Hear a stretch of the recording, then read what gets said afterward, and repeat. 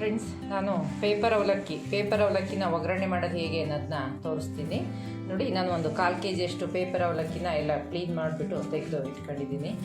ಎಲ್ಲವನ್ನು ಸಹ ನಾವು ಲೈಟಾಗಿ ಸ್ವಲ್ಪ ಎಣ್ಣೆ ಹಾಕಿ ಲೈಟಾಗಿ ಎಲ್ಲನೂ ಫ್ರೈ ಮಾಡಬೇಕು.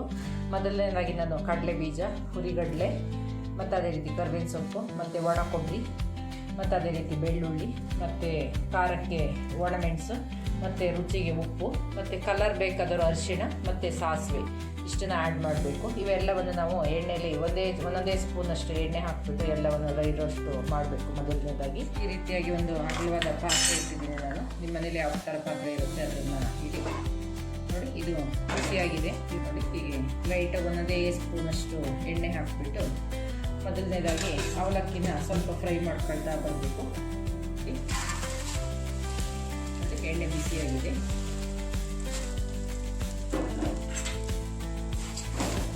ಎಲ್ಲವನ್ನೇ ಈ ರೀತಿಯಾಗಿ ಫ್ರೈ ಮಾಡಿದರೆ ಮತ್ತು ಗರ್ಗರಿಯಾಗಿ ಚೆನ್ನಾಗಿರ್ತವೆ.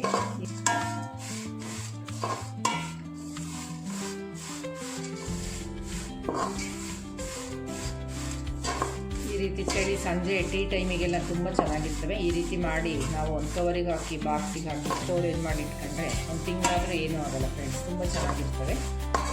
ಮಕ್ಕಳಿಗೆಲ್ಲ ಸಂಜೆ ಕ್ಲಾಸಿಂದ ಬಂದಾಗ ಅಂಥದಕ್ಕೆಲ್ಲ ತುಂಬ ಚೆನ್ನಾಗಿರ್ತವೆ.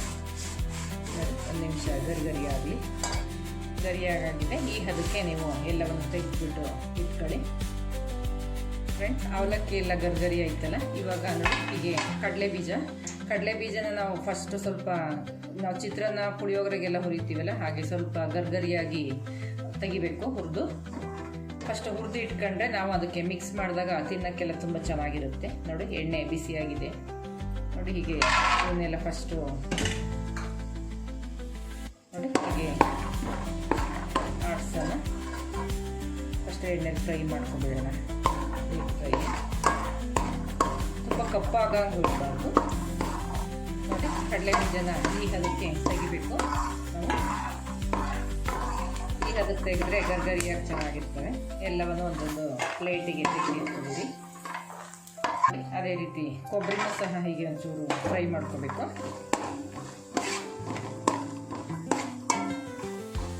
ಈ ರೀತಿಯ ಕೊಬ್ಬರಿ ಕಟ್ ಮಾಡಿ ಹಾಕಿದರೆ ತಿನ್ನುವಾಗ ನಮಗೆ ಬಾಯಿಗೆಲ್ಲ ಸಿಗ್ತವೆ. ಟೇಸ್ಟ್ ತುಂಬ ಚೆನ್ನಾಗಿರ್ತವೆ. ತೆಳುವಾಗಿ ಈ ರೀತಿಯಾಗಿ ಕಟ್ ಮಾಡಿ ಹಾಕೋದು ದೊಡ್ಡವಾಗಿ.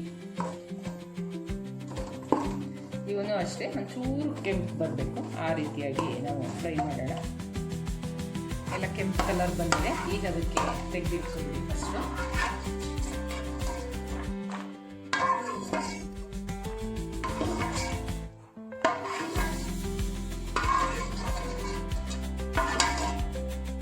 ಈಗ ಇದೇ ಎಣ್ಣೆಗೆ ನೋಡಿ ಬಿಸಿಯಾಗಿದೆಯಲ್ಲ.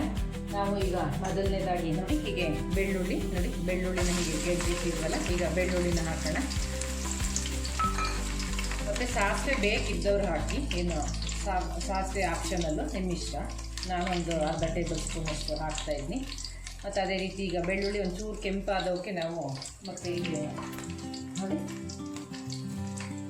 ಕೆಂಪಾದಂಥವಕ್ಕೆ ನಾವು ಕರಿಬೇವಿನ ಸೊಪ್ಪು ಮತ್ತು ಹುರಿಗಡಲೆನ ನಾನು ಸಪ್ರೇಟಾಗಿ ಹುರಿದು ತೆಗೆದಿದ್ದಿಲ್ಲ. ಇದು ಹೀಟಿಗೆ ಚೆನ್ನಾಗಿ ಬಿಸಿ ಆಗ್ತವೆ. ಅವೆಲ್ಲ ಮತ್ತೆ ಫ್ರೈ ಆಗಿರೋದ್ರಿಂದ ಅದೇ ರೀತಿ ಕರಿಬೇವಿನ ಸೊಪ್ಪು ಹಾಕ್ತಾಯಿದ್ದೀನಿ.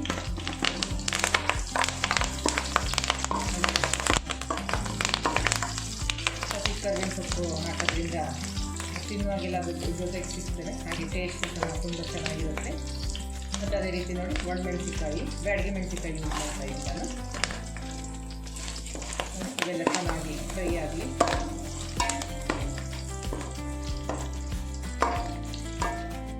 ಇದೆಲ್ಲ ಸ್ವಲ್ಪ ಫ್ರೈ ಆದ ಅದೇ ರೀತಿ ಇದಕ್ಕೀಗ ಅನ್ನೋದು ನಾನು ಹುರಿಗಡಲೆ ಹಾಕ್ತಾಯಿದ್ದೀನಿ. ಹುರಿಗಡಲೆ ಇದೆ ಗರಿಗರಿಯಾಗಿರೋದ್ರಿಂದ ಈ ಒಗ್ಗರಣೆಗೆ ಹಾಕಿದ್ರೆ ಸಾಕು. ಅದಕ್ಕೆ ಸಪ್ರೇಟಾಗಿ ಹುರಿದಿಟ್ಕೋದೇನು ಬೇಡ. ಅದೇ ರೀತಿ ನಮಗೆ ರುಚಿಗೆ ತಕ್ಕಂತೆ ಉಪ್ಪು ಯೂಸ್ ಮಾಡಿ. ನಾನು ಒಂದು ಅರ್ಧ ಸ್ಪೂನ್ 3/4 ಸ್ಪೂನಷ್ಟು ಯೂಸ್ ಮಾಡ್ತಾಯಿದ್ದೀನಿ. ಈಗಲೇ ಹಾಕೋದ್ರಿಂದ ಇವೆಲ್ಲ ಚೆನ್ನಾಗಿ ಉಪ್ಪು ಹಿಡಿತವೆ.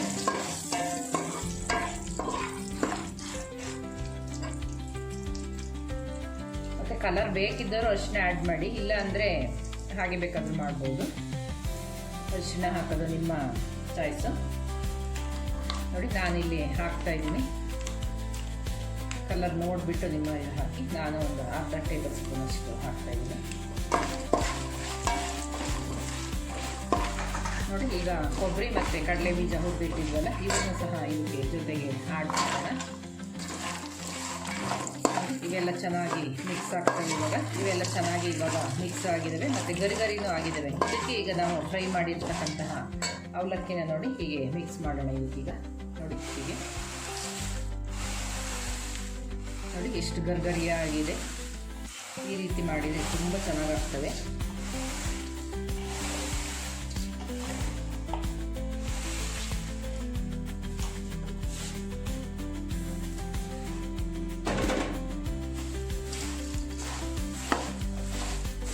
ನೋಡಿ, ಇವೆಲ್ಲವನ್ನು ಈಗ ಹಾಗೆ ಚೆನ್ನಾಗಿ ಮಿಕ್ಸ್ ಮಾಡೋಣ. ಹೀಗೆ ಕಾಳು ಇವೆಲ್ಲ ಸೇರಿ ಚೆನ್ನಾಗಿ ಮಿಕ್ಸ್ ಆಗ್ತವೆ. ನೋಡಿ ಹೇಗೆ ಮಿಕ್ಸ್ ಆಗ್ತಾ ಇದೆ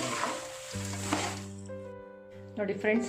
ರುಚಿಯಾದಂತಹ ಪೇಪರ್ ಅವಲಕ್ಕಿ ಒಗ್ಗರಣೆ ರೆಡಿ ಆಯಿತು. ಈ ರೆಸಿಪಿ ಇಷ್ಟ ಆದರೆ ನೀವು ಸಹ ಒಮ್ಮೆ ಟ್ರೈ ಮಾಡಿ ನೋಡಿ. ನಿಮ್ಮ ಅಭಿಪ್ರಾಯ ಹೇಗೆ ನನ್ನ ಕಮೆಂಟ್ ಬಾಕ್ಸಲ್ಲಿ ತಿಳಿಸ್ತಾ ಬನ್ನಿ. ಅದೇ ರೀತಿ ನನ್ನ ರೆಸಿಪಿನ ಶೇರ್ ಮಾಡಿ. ಅದೇ ರೀತಿ ನನ್ನ ಚಾನಲ್ಗೆ ಸಬ್ಸ್ಕ್ರೈಬ್ ಮಾಡೋದನ್ನ ಮರಿಬೇಡಿ. Thank you friends.